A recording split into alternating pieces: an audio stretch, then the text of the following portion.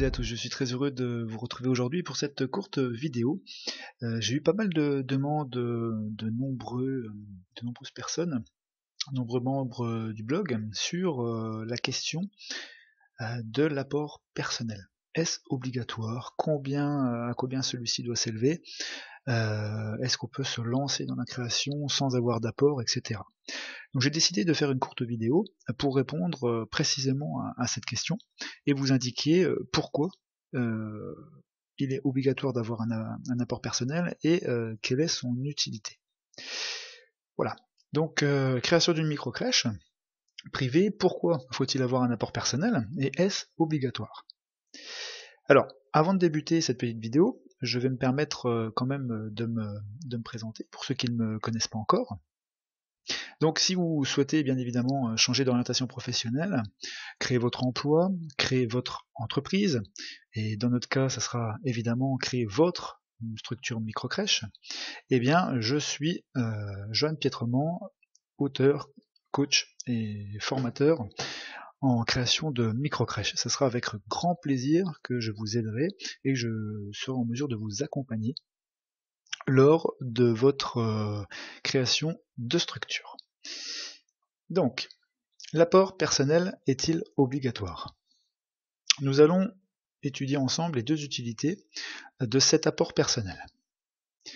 Alors, on va se baser sur un exemple concret de projet, c'est-à-dire que nous allons partir sur une hypothèse de budget global à investir pour ouvrir les portes de votre structure. Donc on va se baser sur 100 000 €, c'est-à-dire c'est un budget global. De l'idée à l'ouverture des portes, nous allons essayer d'obtenir 100 000 € pour pouvoir évidemment créer votre structure. Alors la première utilité de cet apport personnel, eh bien il va vous servir à démarcher les banques pour obtenir justement ce prêt global de 100 000 €. Alors les banques, qu'est-ce qu'elles vont vous demander? Eh bien elles vont vous demander tout simplement de vous investir personnellement dans un premier temps dans votre projet, prouver que celui-ci est viable, mais aussi financièrement parlant. C'est-à-dire que la banque ne va pas vous prêter 100 000 € sans que vous-même vous mettiez de l'argent dans votre projet. C'est pour ça que la première utilité de votre apport personnel, eh bien, ce sera de prouver à la banque que vous n'hésitez pas vous-même à investir dans votre projet, que vous croyez en votre projet. Alors les banques, aujourd'hui, avec le recul, nous constatons que pour une création de microcrèche, eh bien, les banques demandent aux alentours de 15 à 30% d'apport personnel. Donc, ça veut dire quoi? Ça veut dire que si nous souhaitons obtenir 100 000 € de prêt bancaire, eh bien la banque vous demandera de mettre en jeu votre apport personnel à hauteur de 15 à 30 000 €. D'accord? Donc ça c'est la première utilité de votre apport personnel. C'est-à-dire que celui-ci va vous permettre d'ouvrir les portes sur un prêt global de 100 000 €, 120 000 €, 80 000 €, mais à hauteur de 15 à 30% de cette somme globale, la banque va vous demander d'investir vos propres deniers pour prouver que vous êtes vraiment investi dans votre projet et que vous n'avez pas peur vous-même d'investir de l'argent dans celui-ci. On imagine bien que la banque ne va pas vous prêter 100 000 € sans que vous-même vous ne mettiez un centime dans votre projet. Voilà, donc pour résumer, première utilité, prouver à la banque que votre projet est viable et que vous n'hésitez pas à investir 10, 15, 20, 30 000 € dans celui-ci pour aboutir à l'ouverture de votre structure.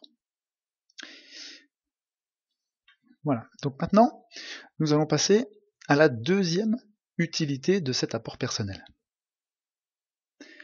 Avant d'obtenir de la banque les 100 000 €, donc du budget global, eh bien il va falloir avancer quelques frais qui sont vraiment importants pour la création de votre structure et pour lesquels vous ne pouvez pas attendre le déblocage de votre prêt global.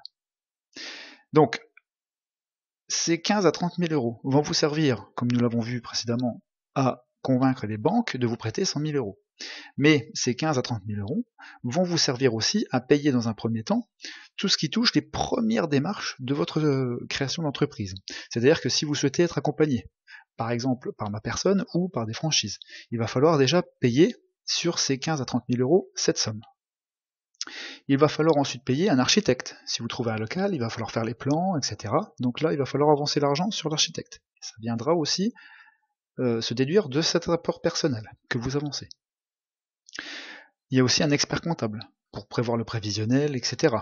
Prouver à la banque que votre projet est viable. Donc l'expert comptable, vous devrez l'embaucher, co-signer un contrat avec lui avant. Et ça, c'est encore une fois sur votre rapport personnel. Vous aurez ensuite, une fois que vous avez trouvé le local, etc., vous devrez avancer les loyers de caution, les loyers d'avance. Donc généralement, c'est 3 mois d'avance. Eh bien, si vous trouvez des loyers, on va dire, relativement corrects, ça peut aller jusqu'à 3 000 à 6 000 euros, suivant la situation géographique. Donc voilà, 3 à 6 000 euros d'avance, et toujours que vous prendrez sur votre apport personnel. Donc, il y a plein d'autres petits détails, petites avances à réaliser. C'était juste pour vous montrer précisément que cet apport de 15 à 30 000 euros est un réel besoin et une réelle obligation. Donc, vous constatez que nous arrivons facilement et très rapidement à une somme de 15 000 euros. C'est pour ça que je préconise, aujourd'hui avec le recul, et avec les personnes que j'ai pu accompagner, voilà, tout ça, eh bien un apport personnel minimum, je dis bien minimum, de 20 000 euros. Il y a quelques années, je disais 15 000, mais avec le recul, les besoins, la conjoncture, voilà, on constate que aujourd'hui, il faut impérativement, je pense, pour être serein, investir 20 000 euros dans votre projet, avoir un minimum de 20 000 euros pour investir dans votre projet. Donc, forcément, lorsque vous vous rapprochez des 30 000, c'est vraiment quelque chose de beaucoup plus confortable. Voilà, donc ça c'était la première chose, être sûr d'avoir au moins 20 000 euros pour investir dans votre projet. Ensuite, eh bien, je voulais aujourd'hui vous amener la preuve que cet apport est vraiment obligatoire. Vous ne pouvez pas créer une structure microcrèche sans investir un centime et sans avoir un apport personnel. Donc, je réponds aujourd'hui à cette question précise. Est-ce obligatoire d'avoir un apport personnel pour créer une structure microcrèche? Oui, l'apport personnel est obligatoire pour toutes les raisons que nous avons vues précédemment, donc pour convaincre les banques, mais aussi pour pouvoir payer les premières échéances avant d'avoir le prêt global. Et à combien s'élève cet apport personnel? Eh bien, comme nous l'avons vu ci-dessus, il faut, à mon sens, au minimum 20 000 euros, le top étant 30 000 euros d'apport personnel. Voilà, donc j'espère avoir répondu aux questions, à ces deux questions importantes qui reviennent très très régulièrement sur mon blog et sur mon message personnel. Donc cette vidéo là est vraiment précise et répond à ces questions avec des explications, je l'espère, assez explicites pour que vous puissiez comprendre facilement eh bien, la raison de l'apport personnel. Voilà, donc maintenant je souhaiterais vous parler de ma formation que je dispense tous les mois à distance et à votre rythme. Celle-ci est en fait les 10 étapes pour créer votre structure. C'est une formation qui est réalisée en 2 phases, une phase théorique, une phase un peu plus pratique, et elle est réalisée, comme je le disais, donc de chez vous et à votre rythme. 2 heures de coaching individuel sont réalisées durant cette formation. Elle est au tarif de 397 €. Seulement 10 places sont disponibles par mois. Pourquoi? Parce que je veux m'occuper à 200% des personnes qui me font confiance. Donc si jamais vous souhaitez découvrir la présentation de ma formation, il reste encore 5 places ce mois-ci pour pouvoir prétendre à cette formation à distance et toujours, comme je le dis si bien, à votre rythme. Donc c'est une formation personnalisée et non collégiale, c'est-à-dire que je m'occupe précisément de vous à chaque instant. Si ceci vous intéresse, vous avez le lien sous cette vidéo afin de pouvoir visualiser la présentation et, si vous le souhaitez, vous inscrire et prendre une des 5 places disponibles restantes. Je souhaiterais aussi vous indiquer que j'aimerais que vous puissiez nous retrouver et me retrouver sur mes différents canaux, c'est-à-dire YouTube et Facebook. Alors sur YouTube, pour obtenir toutes mes vidéos dédiées aux créations de microcrèches, donc c'est-à-dire YouTube Johan Pietremont, vous tapez Johan Pietremont, vous avez ma chaîne YouTube, et sur le réseau Facebook en tapant comment créer une microcrèche, et là vous tombez sur ma page Facebook, et ça va avec grand plaisir que je partagerai avec vous toutes mes informations.